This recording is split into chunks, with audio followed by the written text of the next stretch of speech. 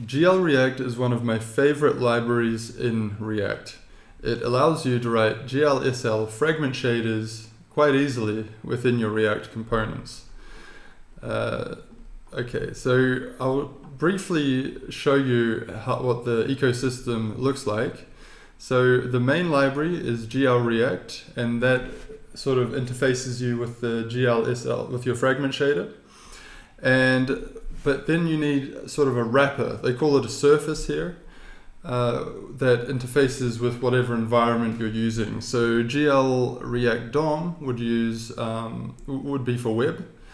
GL React Native is for mobile apps, iOS, Android, and GL React Expo is for iOS, Android, but with the Expo architecture, which is pretty cool. I use that myself. GL React Headless is for Node. I'm not too familiar with this one. I haven't used that before. But it's really great that they support so many different environments.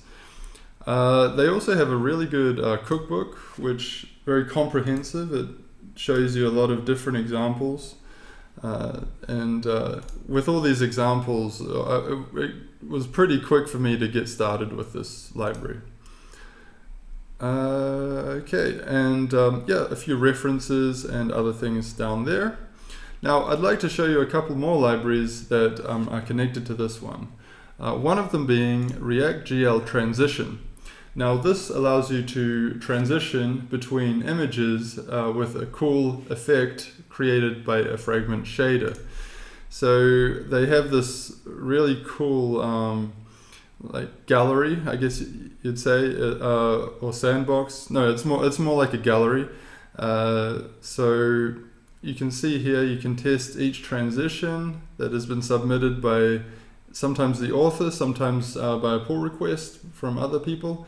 And you can see that these are really beautiful, and they can really make your website stand out. I use them myself on my codebro website. You can see the laptop changes into a moon and ocean, and then it morphs into a coffee cup.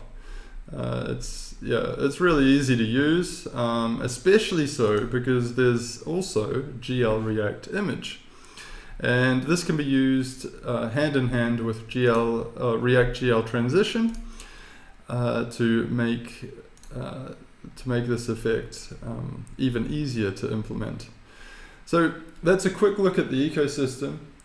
Thanks for watching, and see you next time.